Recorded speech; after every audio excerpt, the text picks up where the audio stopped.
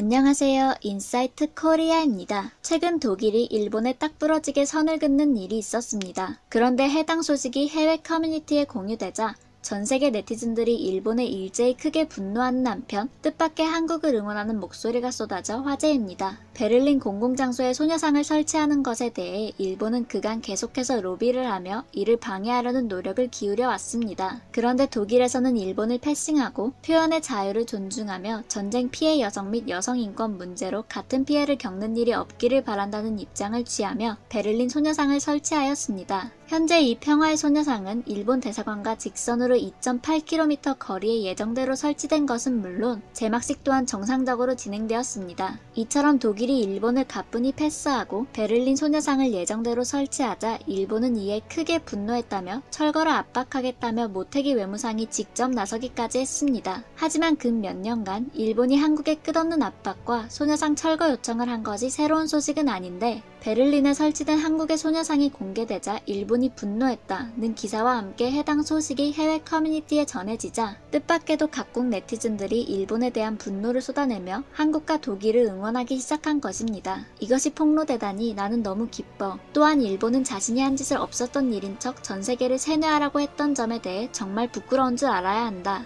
한마디 하자면 일본은 분노하게 둬라. 그들은 화가 날 필요가 있다. 그들은 아주 최근 역사에서 무척 끔찍한 짓을 했으니까. 오, 불쌍한 일본. 한국이 너희가 저지른 전쟁 범죄를 들춰내니까 화가 났니? 독일이 잘했네. 2차 세계대전 당시 일본의 만행은 독일인의 잔혹행위처럼 비열했지만 일본의 끊임없는 과소평가와 역사적 수정주의 때문에 거의 주목을 받지 못했었지. 일본의 어쩔 수 없는 압박에 굴복하지 않았으면 좋겠어. 나는 이 기사의 단어 선택이 싫다. 왜냐하면 수천 명의 소녀들이 성노예로 강요당했다는 것은 주장이 아니라 역사적 사실이기 때문이야. 일본은 자신들의 범죄를 제대로 인정할 때까지 더러운 나라라는 오명을 벗기 어려울 거야. 독일이 모든 유대인들이 자발적으로 강제 수용소에 왔다고 말했다고 상상해봐. 그게 지금 일본이 위안부에 대해 말하는 것과 같은 거잖아. 일본은 일본이 저지르고 묻혀서 잊힌 전쟁 범죄를 해결하기 위해 열심히 노력하는 여러 우익협회가 활동하고 있지. 역겨운 나라야. 등 과거의 잘못을 반성해도 모자란 마당에 아나무인처럼 구는 일본의 태도에 대해 분노하는 해외 네티즌들의 댓글이 상당합니다.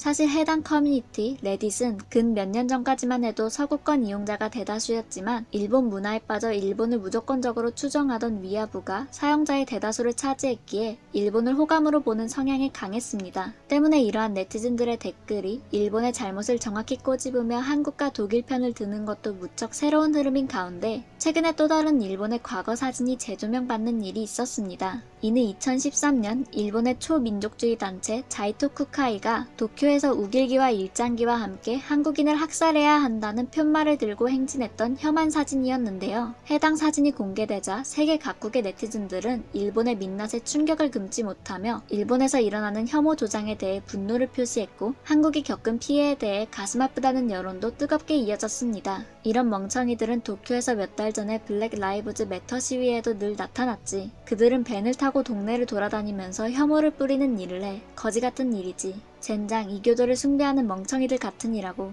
다른 나라를 미워하거나 무시하지 않고 자신들의 나라를 사랑할 수 있잖아. 민족주의는 공감과 협력을 허용하는 모든 비판적 사고를 제거하는 가장 유치한 이데올로기야. 멍청이들은 함께 모여 자신들을 그룹화하는 것을 좋아하지. 바보들이 개인일 때는 보통 침묵하고 겁을 먹지만 일단 뭉치면 쓸모없는 고기들이 모여있는 대담한 바다처럼 굴 수도 있어. 그 와중에 충격받은 듯한 몇몇 네티즌은 일본이 이렇게 한국을 괴롭혀왔어? 그들은 왜 한국인을 괴롭히는 거야? 등의 질문을 남겼고 이미 상황을 아는 다른 네티즌은 항상 그래왔어 라고 짧고 굵은 한마디로 답하기도 했습니다. 그 외에도 일반 대중은 일본이 전쟁 중에 끔찍한 의학 실험을 한 걸 알고 있는 걸까? 나는 아니라고 봐. 전통적인 일본 교육 시스템에서 2차 세계대전에 대해 가르치는 것은 폭탄이 떨어졌고 많은 사람들이 죽었다는 것이야. 만약 당신이 이미의 일본인들에게 만짜 사진을 보여준다면 나는 그것을 제대로 식별하지 못하는 사람들의 수에 상당한 돈을 걸 거야. 일본 우익들은 일본이 저지른 전쟁 범죄에 대해 공개적으로 사과한 적이 없으며 아시아에서 행한 모든 학살을 끊임없이 부인하려고 노력해왔어. 제2차 세계대전에서 전쟁 범죄를 저지른 다른 두 나라와 비교해보면 일본의 태도는 믿을 수 없을 정도야.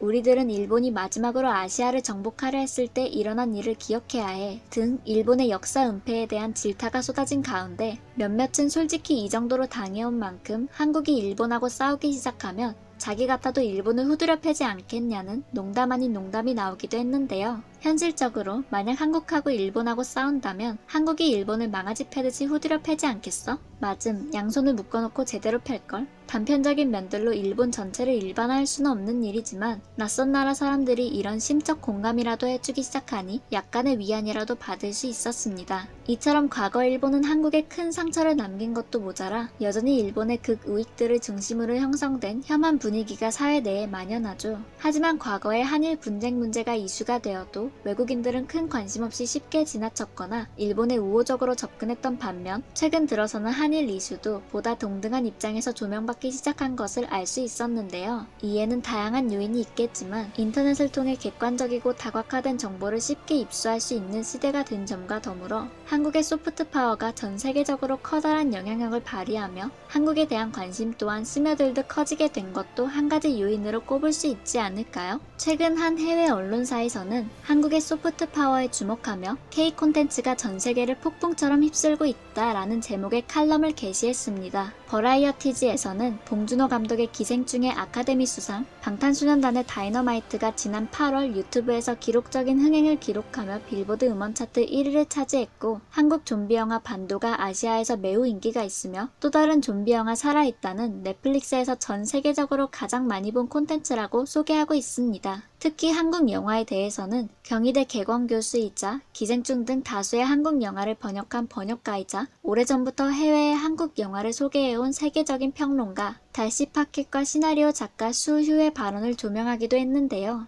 달씨파켓은 현재 한국 영화가 누리고 있는 호황은 특별한 일이 아닌 극히 자연스러운 상황이라며 단순히 운이 좋아서 잘 되고 있는 것이 아니라는 점을 강조하며 한국 영화계의 탁월함을 극찬했습니다. 또한 더 위스퍼스, 더 테러, 언더 더 돔 등의 각본가인 수휴는 한국이 미국의 영향력을 거치지 않고 어떻게 이렇게 독자적으로 멋진 콘텐츠를 만들어 왔는지 항상 놀라웠다고 덧붙였습니다. 버라이어티지는 이러한 인용과 함께 K-팝에 대해서는 2000년대에는 아시아 전역에서 성공을 거둔 소녀시대, 원더걸스, 2NE1, 슈퍼주니어가 등장해 북미 팬들과 소통했고 아티스트 보아는 특히 일본에서 성공했으며 B는 솔로로 활동한 후 2005년 메디슨 스퀘어 가든에서 공연한 최초의 한국인이다. 라며 방탄소년단 이전부터 꾸준히 세계적인 영향력을 펼친 한국의 K-팝 아이돌, 아티스트들에 대해서도 자세히 언급했으며 이러한 현대 한국 음악의 저력은 1990년대로 거슬러 올라가 서태지와 아이들의 데뷔 당시부터 조명해야 이해할 수 있다고 설명하기도 했습니다. 마지막으로 K-드라마의 파워에 대해서는 범아시아 스트리밍 플랫폼 비유의 최고 콘텐츠 책임자인 버지니아 림의 인터뷰를 인용했는데요. 림은 한국 프로그램, 특히 드라마 시리즈는 가장 혁신적인 스토리라인, 최고 수준의 연기, 세계적 수준의 제작 가치까지 모두 지닌 다재다능한 콘텐츠라고 설명한 바 있습니다. 참고로 이러한 평가를 토대로 비유는 발빠르게 웨이브를 통해 SBS, KBS, MBC, CJ-ENM, JTBC와 여러 차례 공급 계약을 맺고 있기도 합니다. 이처럼 버라이어티지는 그간 한국의 문화는 전 세계가 알지 못하는 사이 독자적인 힘을 키워왔고 근 몇 년에 이르러서야 그것이 전 세계적인 영향력으로 나타나게 되었다고 분석했는데요. 이처럼 테크의 시대와 함께 각국 개인들에게 스며드는 한국의 문화적 영향력까지 급상승하면서 일본 우익의 주장처럼 일본이 한국의 우위에 있다는 주장은 더 이상 설득력이 없는 그들만의 주장에 불과해졌습니다. 이제 전 세계인들은 한일 관계에 대해 더 이상 일본의 일방적인 주장을 믿지 않는 분위기입니다. 이렇듯 최근 들어 서구권에서 점차 재조명되고 있는 일본의 민낯, 첫 번째가 일본의 만연한 역사 왜곡과 혐오 조장이었다면 환상이 와장창 깨진 두 번째 분야는 바로 테크놀로지라는데요. 최근 뒤떨어진 일본의 기술적 현실을 단적으로 보여주는 사상 초유의 사태가 발생했죠.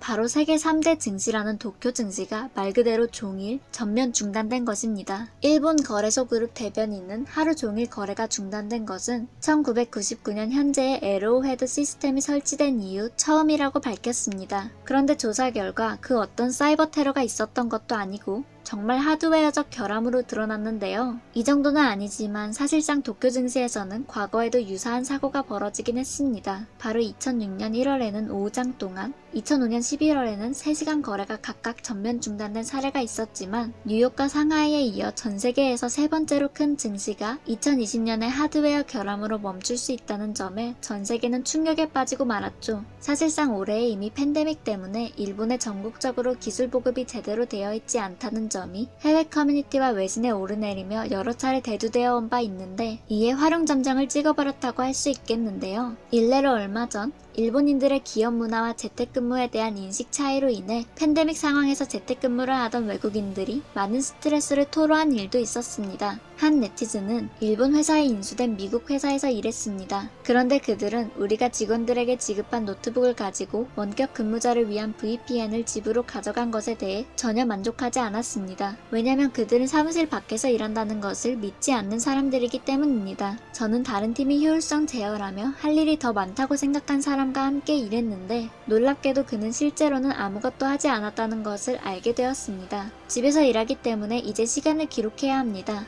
이제 나는 총 3시간 동안 5번의 전화를 받았습니다. 저는 오사카에서 온라인으로 영어를 가르치는데 회사에서 소프트웨어를 집에서 사용할 수 있는 형식으로 변환할 수 있는 기술이 없다고 하네요. 그래서 저는 여전히 선생님들로 가득 찬 사무실에 갑니다. 온라인으로 영어를 가르치는데 말이죠. 문제는 일본 직장인이 극도로 비효율적이거나 필수적 초과 근무가 강요되어 있다는 것입니다. 집에서 일할 때 더 이상 이미지를 위해 초과 근무를 할 필요가 없습니다. 일본에서는 더 똑똑하게 일하는 것이 아니라 더 오래 일하는 것이 중요합니다. 작업을 빠르고 효율적으로 완료하는 것은 좋지 않습니다. 반나절 동안 지루하기 때문입니다. 어쨌든 문제는 기술이 아니라 이런 일본의 기업 문화입니다. 이건 정말 너무 비효율적인 것 같습니다. 이 기업들이 여전히 사업을 하고 있는 것이 어떻게 가능하죠? 특히 이렇게 경쟁이 치열한 시장과 세계 경제에서 말이죠. 한 친구가 일본에서 일하고 있는데 승인 절차에는 모든 부서장과 회사 사장의 문자 그대로 실제 승인 도장이 필요하다고 합니다. 승인하는데 5분이 걸리는 작업은 최악의 경우 문자 그대로 몇 주가 걸립니다. 등의 댓글을 보면 코로나 때문에 재택근무를 하게 된 외국인들이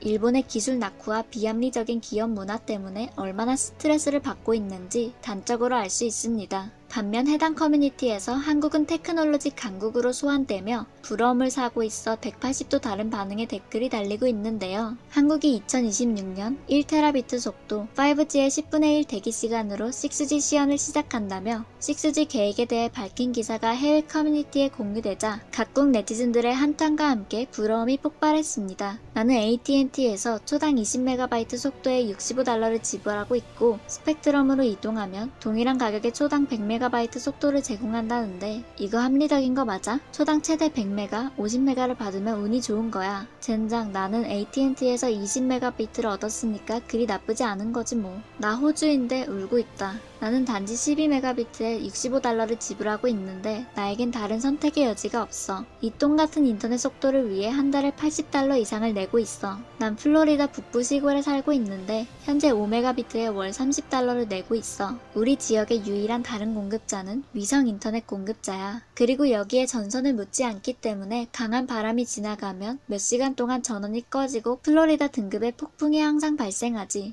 여긴 약 1메가비트에 $120. 농담이 아님. 이제 와이파이의 이름을 어떻게 바꿀지 알고 있어. 감사라고 바꾸면 돼. 좋구나. 그런데 우리 5G는 어떻게 되는 건가요? 나는 아직도 5G를 기다리고 있는데 미국은 이제 훨씬 뒤처져서 한심해지고 있어. 저는 2020년 현재 영국에서 가장 바쁜 도시 중 하나에서 여전히 ADSL을 사용하고 있어요. 등 일본의 낮은 기술력과 달리 한국의 선진 기술력에 대한 부러움이 가득 담긴 댓글이 넘쳐나고 있습니다. 그간 한일 문제는 해외에서 크게 조명받지 못한 채 저 두 나라는 왜 사이가 안 좋은 거야? 라는 말로 끝나기 일쑤였습니다. 이러한 갈등의 실제 이유와 그간 드러나지 않았던 일본의 민낯들이 해외 네티즌 한 명 한 명에게 재조명되고 있는 요즘입니다. 더 한국의 억울함이 풀리기를 응원해주는 세계인들의 목소리가 늘어나고 있는 만큼 앞으로 국제사회에서도 속 시원하게 이전보다 합리적인 양상으로 풀리기를 기원하겠습니다. 지금까지 인사이트 코리아였습니다. 감사합니다.